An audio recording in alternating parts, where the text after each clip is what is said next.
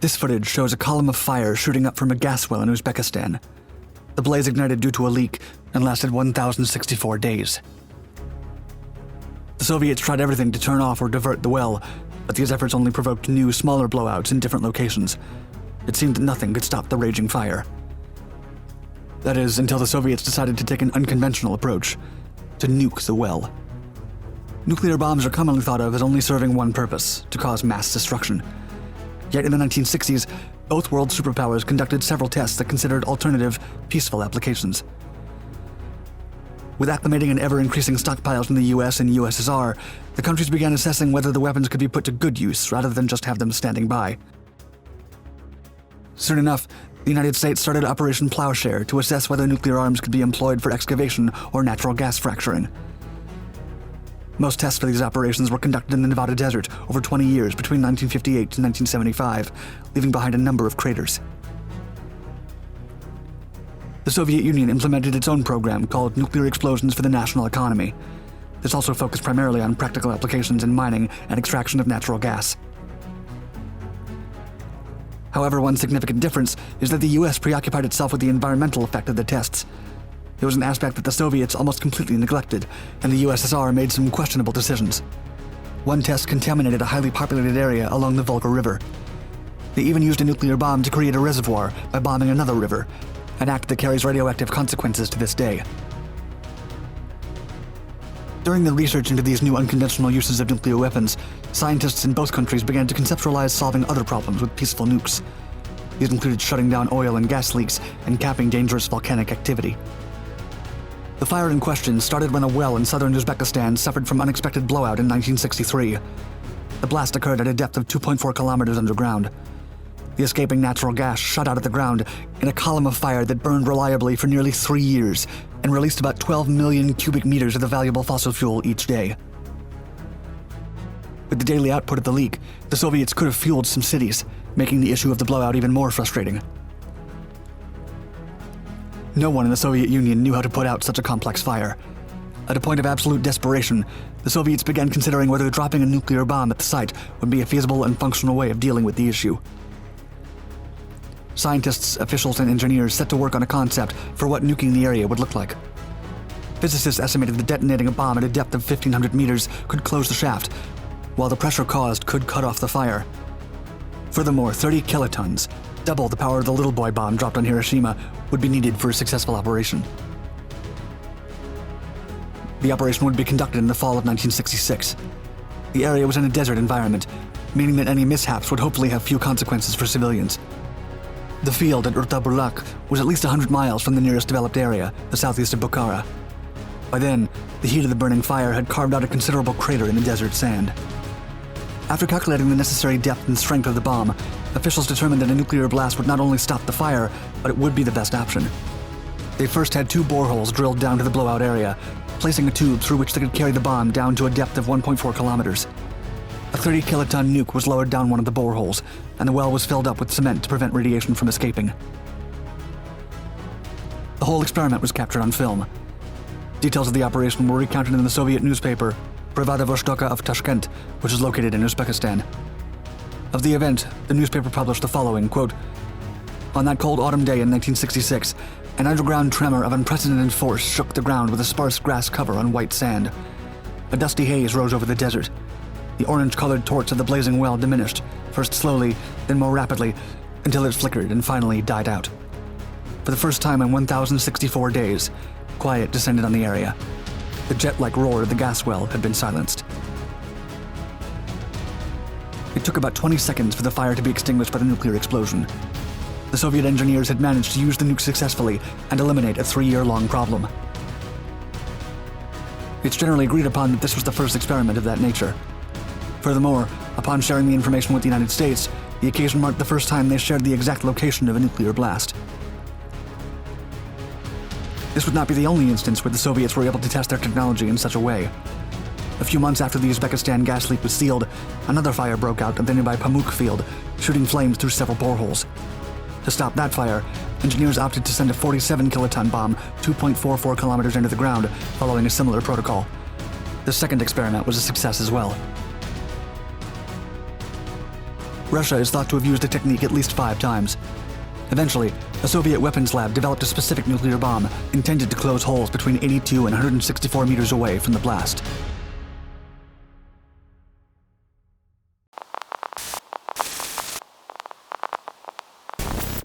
Project Cannikin was part of a series of nuclear tests aimed at testing the effects of underground nuclear detonations that dated back to the early 1960s. This top-secret American operation aimed to test the powerful LM-49 Spartan anti-ballistic missile. Previous detonations had taken place at Amchitka Island in Alaska, but none would be as destructive as the Cannikin nuclear explosion. On November 6, 1971, one of the world's most powerful nuclear warheads was placed in a hole some 6,000 feet below the ground. The island had been evacuated, and while the project's personnel impatiently waited for President Richard Nixon's approval, a small group of civilians headed towards the island in a heroic attempt to stop the proceedings. However, it was too late. Amchitka is the southernmost link of the Aleutian Island chain and extends from the Bering Sea in North America to the Russian coast.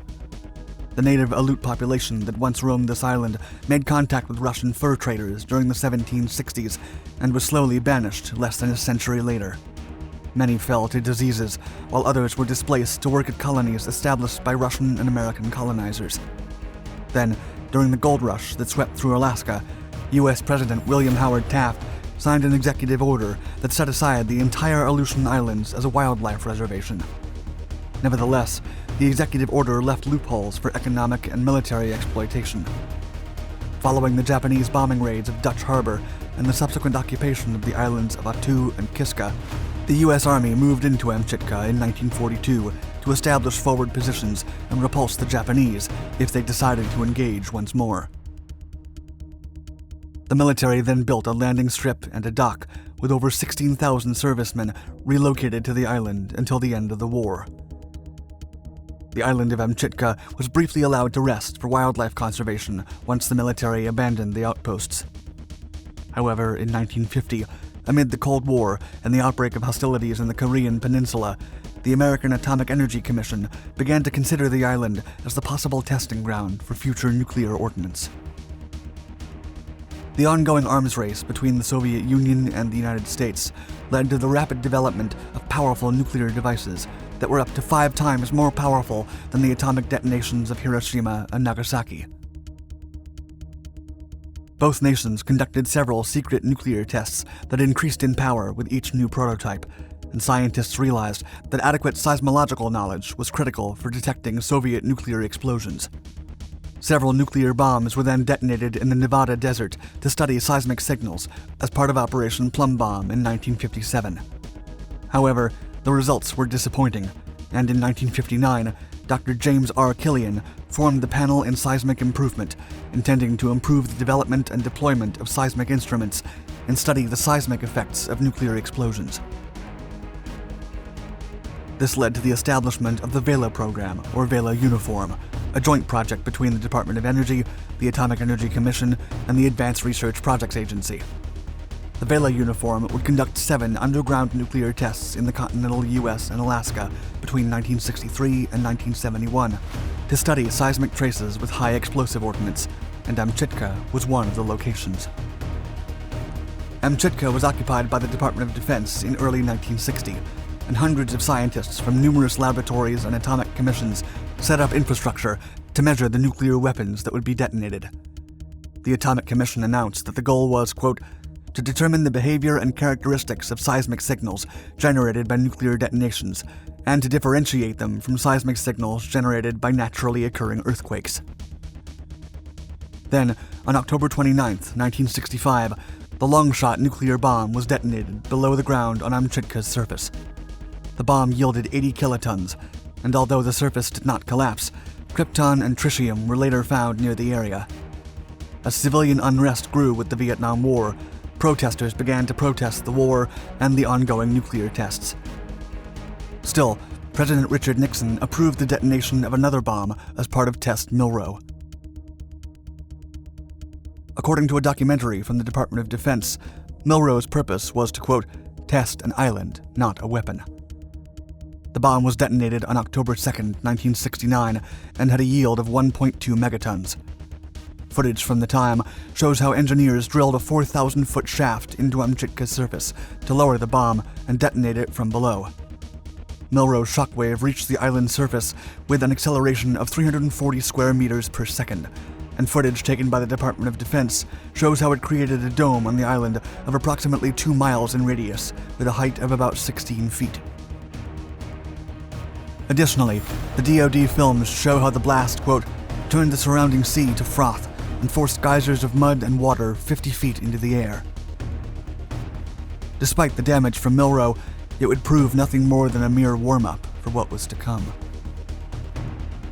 Following the Milrow test, environmental activists formed a committee in Vancouver to put an end to the nuclear tests in the Aleutians.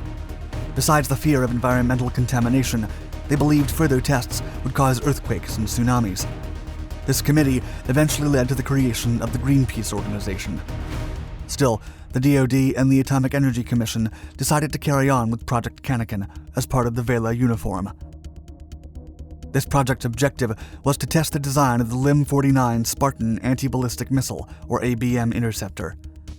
The missile carried a W-71 warhead, a high-yield warhead that produced huge amounts of X-rays, debris, and fission output to prevent the blackout of ABM radar systems. Footage from the Department of Energy Nevada Operations Office shows how over 400 tons of equipment had to be placed in a shaft that was over 6,200 feet deep and over 90 inches wide. In addition, engineers used a new alignment laser to make a deep hole into the island's rock. The video then shows how the engineers lowered the gigantic Spartan missile with its 5 megaton warhead into a vast chamber located at the bottom of the shaft. Following the Spartan missile, the engineers lower a 264-foot-long instrumentation package linked to a fleet of truck trailers stationed half a mile away. All of the surrounding test support equipment was specifically designed to survive a ground upheaval of around 15 feet, including the test electronics and the field recording computer. While the DoD and the AEC prepared the nuclear detonation, the Greenpeace activists, who had taken to the sea in an effort to stop the test, had to abandon their mission after winds that topped 125 miles an hour forced them back. With nothing to hold him back, President Nixon finally gave the green light for the missile's detonation on November 6, 1971. Project Cannikin became the largest underground nuclear test ever conducted by the U.S. It was so powerful that it comprised over 14% of the total yield generated by all 730 underground tests that had been undertaken by the country. The blast registered a seismic shock of 7 on the Richter scale and left a crater over 60 feet deep and 1 mile wide. The crater was quickly filled with water and became the largest lake on the island.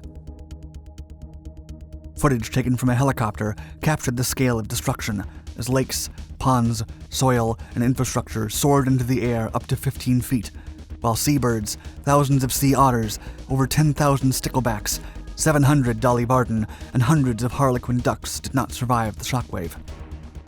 Following the Cannikin detonation, Amchitka was never used again by the U.S., and a 1996 test from Greenpeace found that there were traces of plutonium, americium, and other chemicals on the island.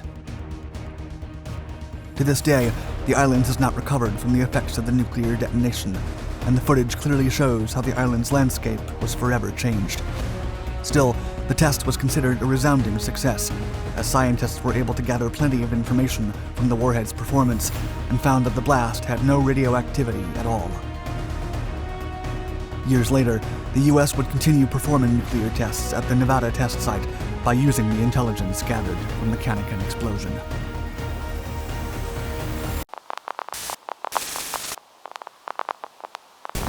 The blinding burst of light from a nuclear detonation follows, yet it quickly fades into an unexpectedly small mushroom cloud. The recording comes from the 1956 Yuma test conducted during Operation Red Wing. The goal of the test was to show the potential of a boosted fusion bomb design meant to fit inside an air-to-air missile.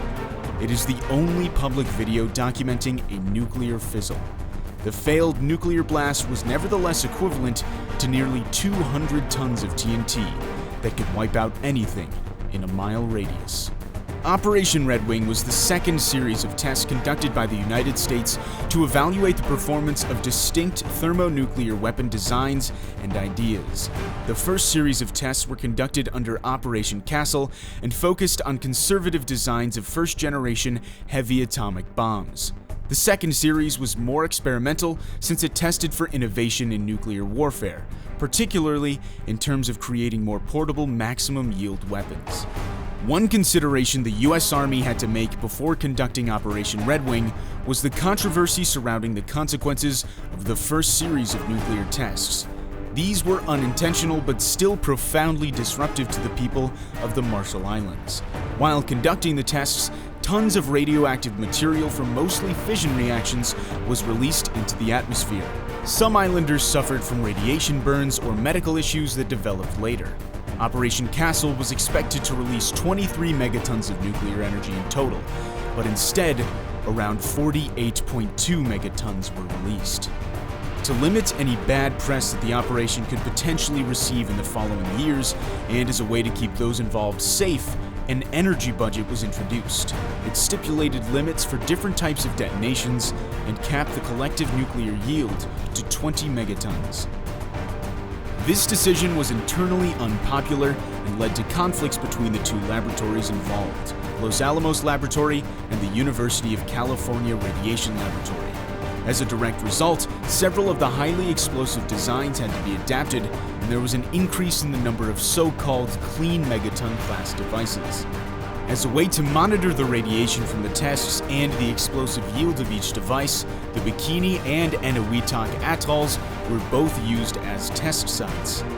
More innovation resulted from the decision, and several new concepts were tested. Among the most notable introductions were three-stage thermonuclear systems and the first American air-deliverable thermonuclear weapon, Cherokee, as well as several air defense bombs. All the tests were named after Native American tribes, with the University of California Radiation Laboratory devices named after birds or musical instruments. After the tests were conducted, the chairman of the U.S. Atomic Energy Commission, Lewis L. Strauss, released a statement claiming that the operation had been conducted with, quote, maximum effect in the immediate area of a target with minimum widespread fallout hazard, which he hoped could play a part not only in the development of nuclear technology, but in keeping considerations for minimal civilian-affecting attacks. This priority has rarely been considered by proponents of nuclear arms, who instead view their potential for mass destruction as part of their appeal. Scientists had to work with the restrictions placed on Operation Red Wing. Designing nuclear weapons presents the challenge of a trade-off when talking about compacting bombs. The smaller the bomb, the lower the yield will usually be. For example, a small 5-inch by 24.5-inch linear implosion device will weigh 100 pounds and only explode with a force of 0.19 of a kiloton. This was the case proven by the Swift device, which exploded for the Yuma test in May of 1956. Using a compact linear implosion device has only resulted in a maximum yield of 2 kilotons, which was estimated during the creation of the W-82-1 artillery shell by Lawrence Livermore Laboratory. The concept was not tested, however, and the W-82-1 was cancelled at the end of the Cold War. The Yuma test was intended to work as a boosted fission weapon. This is a type of bomb that uses a little bit of fusion to fuel an increased rate that then causes a fission reaction. Such a method was desired to create a warhead small enough to put in an air-to-air missile used for air defense. Livermore developed the Swift device, which was shot for the Yuma test. It is the American nuclear device with the smallest diameter known to date, with only 5 inches in diameter to a length of 24.5 inches. The Swift is still remarkably small when compared to modern compact technologies. While the explosion yielded the equivalent of 190 tons of TNT, it was designed to have a far greater yield. The problem with the device lay in the failure of the boosted component, resulting in a fizzled-out explosion. While the test failed to prove the Swift device as an effective addition to air-to-air missiles, it did allegedly inspire the W-48 design. The W-48 nuclear artillery shell was developed as a small-diameter linear implosion fission device. It could be fired by any regular 155mm howitzer, itself a mix of a cannon and mortar. The device was only 6.1 inches in diameter to a length of 33.3 inches, just enough to blast the enemy with tiny nuclear shells. Its model, Mod 0, weighed 118 pounds, while the Mod 1 weighed 128 pounds. Both devices had a reported yield of 72 tons of TNT, smaller than most nuclear weapons and less powerful than the Swift. Production began in 1963, and the shells were in service until 1992. The Yuma shot was a disappointment for the US military and the scientists involved. Despite the failure of this original attempt, the first air-to-air missile nuclear weapon was developed in 1957 by the Douglas Aircraft Company under the name MB-1, which was later changed to Air-2 Genie. While the missile has never been actually used on a target, it was detonated on July 19, 1957 as part of Operation Plum Bomb. Air Force Captain Eric William Hutchison piloted, and Captain Alfred C. Barbie operated the radio while flying on an F-89J above the Nevada test site. They shot the MB-1 successfully. The test was conducted at an altitude between 18,500 and 20,000 feet, with 5 volunteers standing below the blast in order to prove it was safe to use over a city or otherwise densely populated area. Indeed, they were perfectly healthy after the blast. Almost 70 years ago, several scientists and military officers, along with the United States Atomic Energy Commission and the Department of Defense, detonated America's first hydrogen weapon on the Bikini Atoll in the South Pacific. Codenamed Castle Bravo, the explosion was the first in a series of tests for nuclear weapon research. Only a second after the Bravo detonation, a 4.5-mile fireball erupted, followed by an enormous mushroom cloud that reached 47,000 feet in a single minute, and it was all captured on a video that shook the world. While the spectacle was a sight to behold, the scientists and the many observers immediately knew that something had gone spectacularly wrong. The sizable explosion was not part of the plan. On the morning of March 1st, 1954, America's first weaponized hydrogen bomb was detonated upon an artificial island in Bikini Atoll while mounted on a shot cab.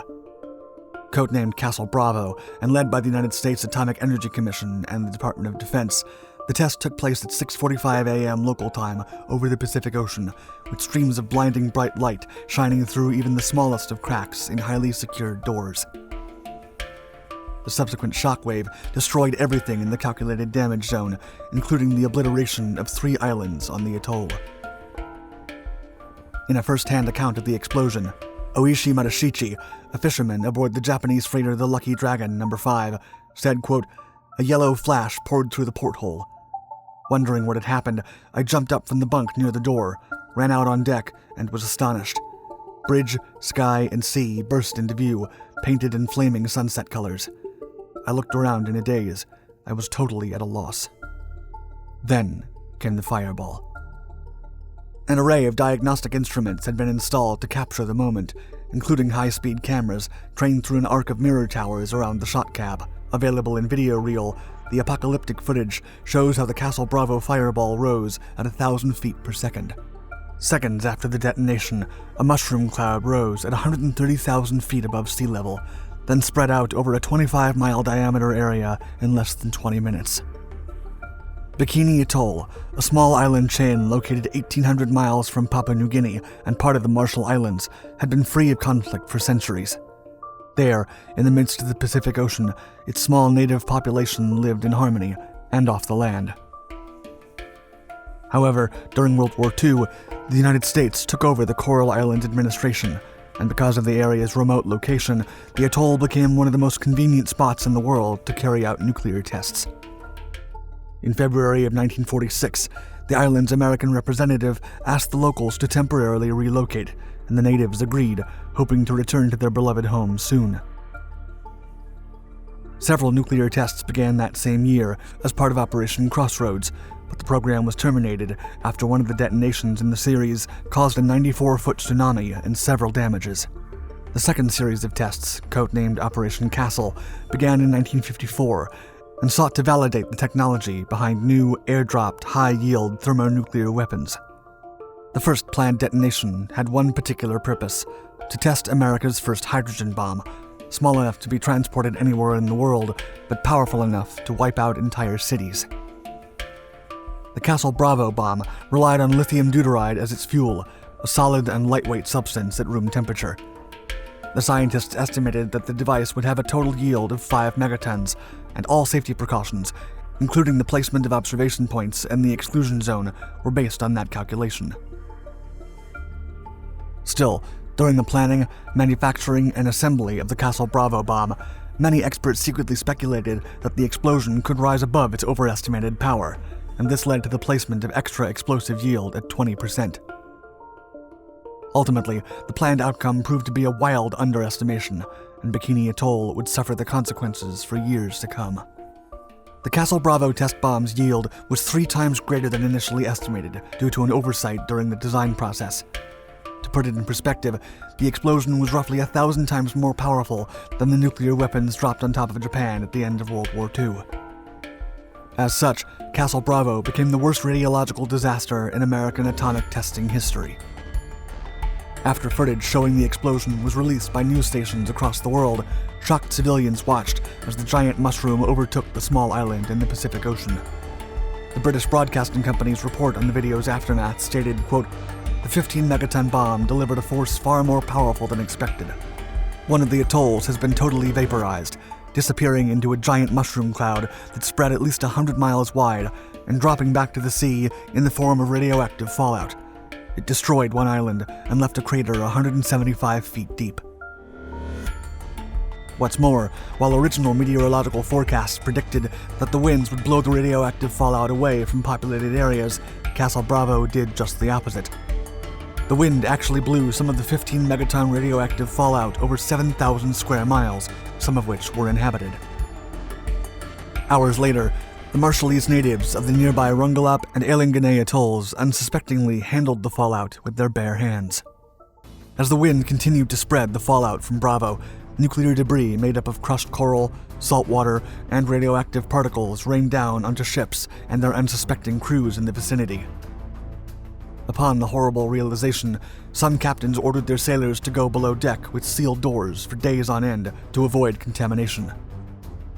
Japanese fishing boat Fukuryu Maru was one of the affected vessels, and her 23-man crew was exposed to radiation, leading to one casualty. The Castle Bravo explosion caused international outrage, including a diplomatic crisis between the United States and Japan. In an attempt to reduce the exposure, the United States Navy expanded the exclusion zone to cover 5 megatons of fallout. However, this extension ended up causing critical problems for the Japanese fishing industry, and the United States agreed to pay over $15 million in compensation to the Fukuryu Maru survivors. After admitting to the world the results of a successful H-bomb test, the experiment inspired the Soviets to build an equivalent one. Furthermore, the Castle Bravo explosion was not the last test to be performed in the remote Bikini Atoll. From 1946 to 1958, the United States government carried out 67 atmospheric tests in the area.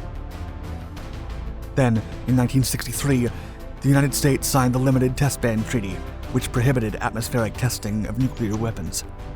The Marshall Islanders affected by the fallout from the Castle Bravo explosion have experienced numerous health problems decades after the event, as the exiled natives that evacuated the contaminated islands eventually returned.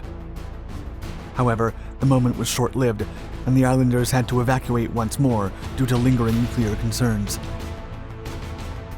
After the accidentally enormous Castle Bravo explosions, scientists around the world conceded just how dangerous nuclear weapons can be and how delicately they have to be managed, considering the lingering effects of high-energy radiation. To this day, the 1954 Castle Bravo peacetime test, carried out on Bikini Atoll, is still the largest nuclear detonation ever performed by the United States of America, as well as the 5th largest nuclear explosion in history.